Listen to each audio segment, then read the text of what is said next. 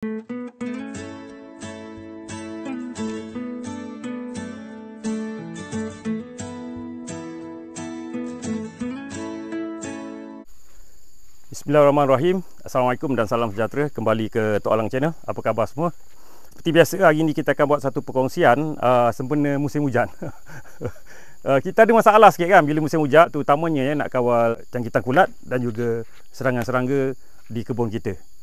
Tapi sebelum kita kongsikan perkongsian pada pagi ini, seperti biasa, rayuan saya kepada sahabat-sahabat yang menonton Tok Alang Channel yang masih lagi belum subscribe, bolehlah membantu kami memperkembangkan lagi channel kami ini dengan menekan butang subscribe dan juga loceng notifikasi sebagai tanda sokongan.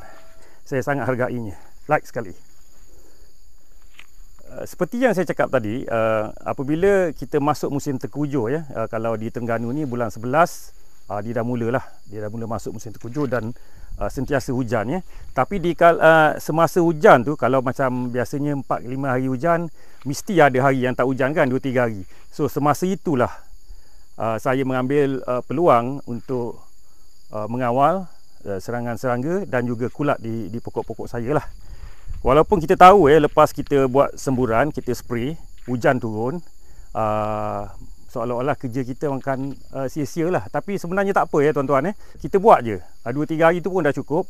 Sebab kalau kita tinggalkan, kalau di Terengganu ni musim tengkujuh sampai bulan 2 baru habis.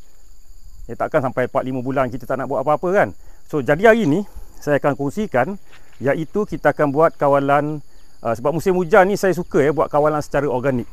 Hari ni kita nak tunjukkan koktail. Biasa dengar perkataan koktail, biasa orang kata koktail, semua yang tak faham apa dia. Orang kebun ni biasa dia panggil koktail, maknanya dia campur semua. Daripada asal perkataannya bahasa Inggeris, koktail ni bermaksudnya ialah sebenarnya arak minuman keras dicampur dengan biasanya jus buah-buahan dan sebagainya, dicampur dia minum, itu dipanggil koktail. Sampai kat Malaysia ni, koktail tu sebenarnya lah air buah-buahan yang dipotong-potong kan, 3-4 jenis buah dipotong, dibuat air manis, tak ada arak lah tak ada alkohol, dipanggil air koktail. Ataupun dibuat koktail buah-buahan sebagai pembuka selera lah, 4-5 jenis buah dipotong kecil-kecil, disejukkan dan dimakan sebagai pembuka selera sebelum makan nasi. Itu orang bandar lah, kita orang kampung tak ada, kita belasah je nasi kan. Okey, balik semula pada amalan di kebun. Bila kita koktail tu ialah spray kita ni, tong spray kita ni, dalam itu kita campurkan pelbagai jenis untuk menjimat tenaga dan menjimatkan masa. So hari ni saya nak tunjukkan salah satu contoh koktail yang kita buat untuk kita sembuh di pokok dan juga paling utama di tanah.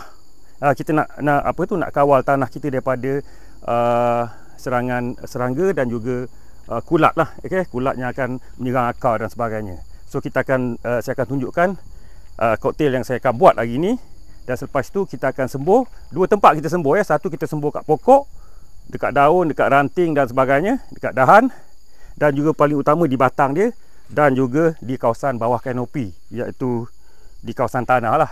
Jadi lepas ni kita akan tunjukkan. Tapi sebelum itu kita akan tunjukkan dulu koktail kita. Okay, yang pertama kita ambil air dulu. Saya suka duduk kat belakang ni, saya malas turun kat bawah sebab pondok buruk saya ni, air hujan turun, saya tak ada air kat sini. Jadi kita masukkan air dulu dalam ni. Biarkan ada 3-4 gayung dululah.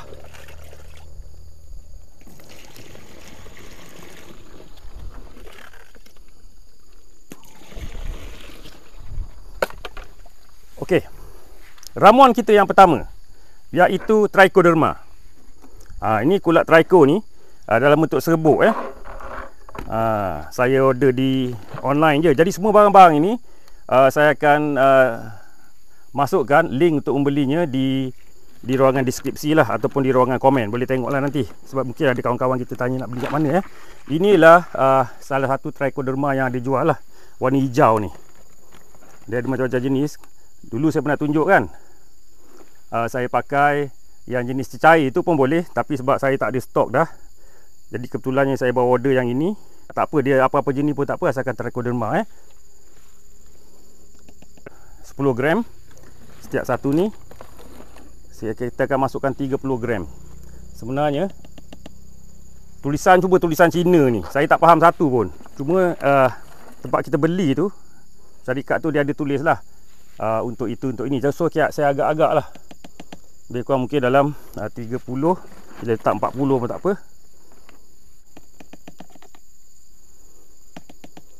Inilah kulat kulat Trico. Itu bahan kita yang pertama.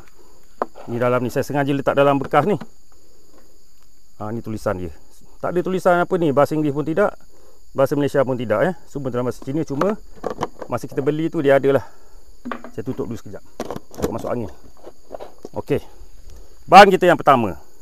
Yang kedua ialah EM, Effective Microorganism. Ini semua untuk Trico dengan EM ni ialah untuk kawalan kita di kebun secara organik Kepada kawan-kawan yang berminat yang tidak mahu menggunakan racun kimia, bolehlah gunakan Trico dan juga EM ini. Oh, sedap bau ni. Okey, kita masukkan 100 ml. EM4 yang ini EM4. Saya nak masukkan air sikit dulu.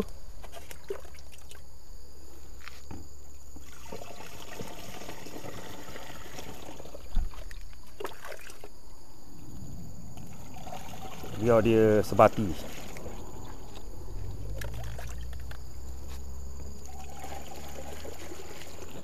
Yang seterusnya, ini ialah bakteria bakteria BT plus, yang juga kita boleh beli secara online. Ini bakteria ini ialah untuk merawat ulat dan juga serangga dalam tanah. Saya akan sembuh juga dekat pokok lah, tapi utamanya dekat tanah.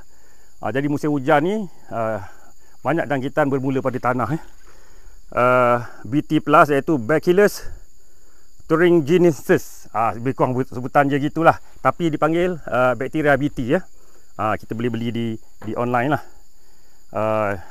Cadangan penggunaannya ialah 50 ml. Walaupun koktail jangan minum. Dia baik untuk pokok tapi tak baik untuk kita. Alright. So kita dah ada tiga jenis, iaitu yang pertama tadi Trico, kulat Trico. Kita ada EM, Effective Microorganism, dan juga kita ada bakteria BT ini untuk kawalan Trico tadi untuk kulat ataupun jamur dalam bahasa Indonesia dan juga untuk rawatan serangga lah. Serangga ni insek ataupun mungkin hama dan sebagainya lah. Okey, so kita ada tiga jenis. Di samping itu kita juga ambil peluang kita campur kaitosan ataupun chitosan. Dua sebutan saya pernah sebut dulu Ada orang panggil kaitosan, ada orang panggil chitosan. Ini pun kita akan sembuhkan dekat pokok lah sebab dia ada juga mikrob dalam ni. Kalau ikutnya dalam 15 je. Pekat selesai yang ini. Dan satu lagi yang terakhir, kita masukkan amino acid dan juga kalsium dalam kita punya, dipanggil apa tadi? Ini pun sama 15. Dalam kita punya koktail. Yes, koktail. Tak ingat. Alah, bukannya ada skrip kan? Kita belasah je. Okey, so kita dah ada 5 jenis campuran. Dan yang akhir sekali mungkin akan tanya, gam kita mana gam? Boleh tak bubur gam? Boleh.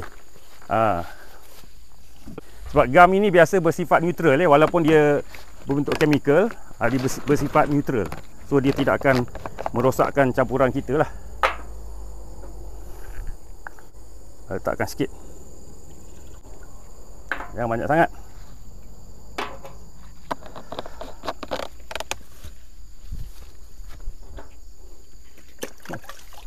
Macam chef chef kebun.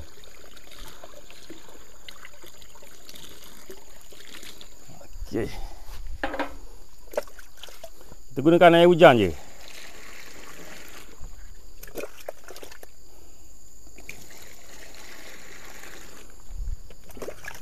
Mungkin akan ada bertanya, kenapa saya pakai tong yang sama kita buat racun serangga pun kita pakai tong ini, tapi selepas itu kita bilas lah Jangan tak bilas pula. Tapi kalau ada siapa ada duit lebih, beli satu lagi tong. Satu lagi pump sprayer yang berbeza lah. Lebih baik. Tapi saya tak cukup duit lagi. Kita pakai satu ni je. Tapi kita bilas Di samping itu ada kawan kita yang bertanya, boleh tak nak menggunakan tong ni untuk racun rumput? Racun herba racun rumpai. Saya nasihatkan elak jangan buat lah. Walaupun orang kata boleh, kalau kita bilas sudah elok, jangan buat lah. Disebabkan kita bimbang pokok kita akan mati nanti, terutamanya pokok-pokok kecil. Pucuk-pucuk baru nak tumbuh. Okay, kita kacau dulu. Bagi sebati. Macam chef lah kan. Kita buat koktail. Okay. Yang berbuih tu ialah gam tadi. Bukan apa.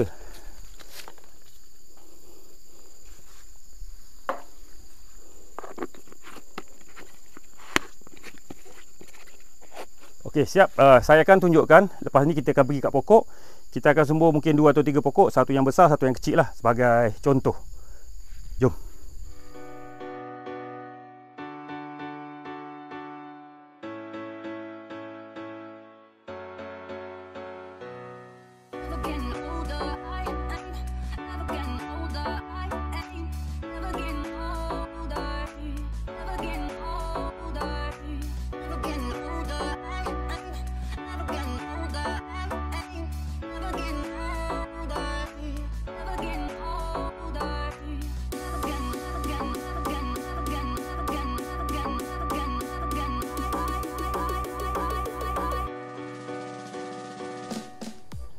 Kita akan tunjukkan di pokok D99 saya ni.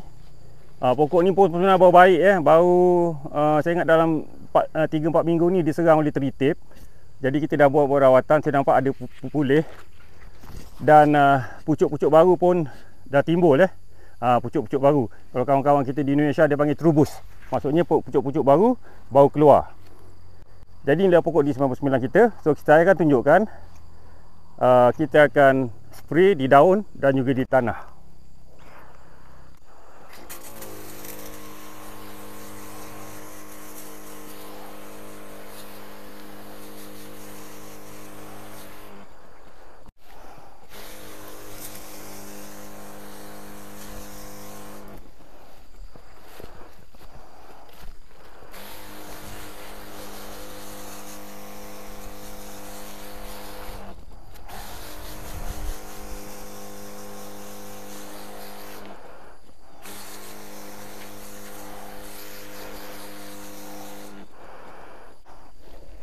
Bila kita dah siap daun dan juga ranting dan juga dahan, kita akan tumpukan lepas ini semburan di bawah kanopi. Yang pertama di kawasan batang ni di kawasan ni lah biasanya kulat akan naik kan. So kita buat kawalan secara organik. Kita utamakan semburan sini di kawasan batang dan di kawasan kanopi pokok memang akan banyak pakai sikit lah. Tengok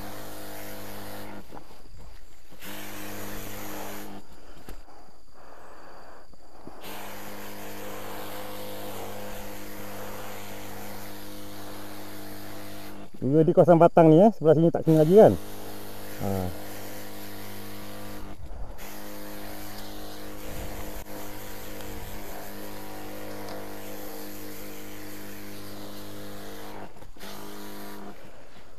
Okey, biar sampai basah. Okey, begitulah kalau kita nak buat. Dan apabila hujan sebab ni musim hujan kan. Kebetulan pagi ni panas.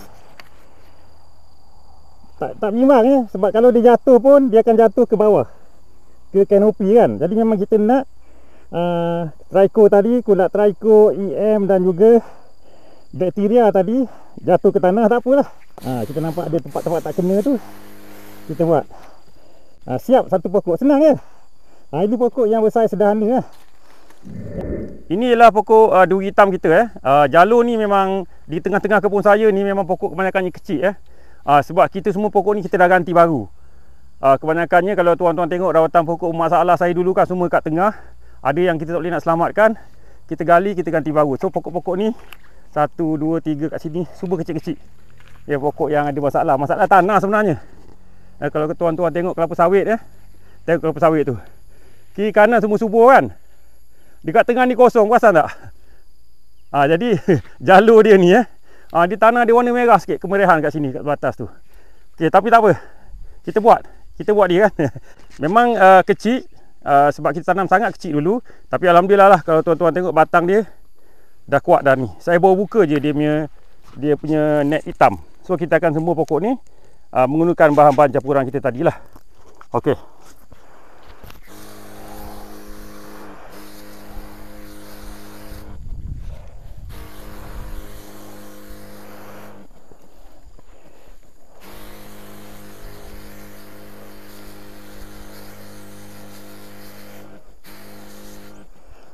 Tanah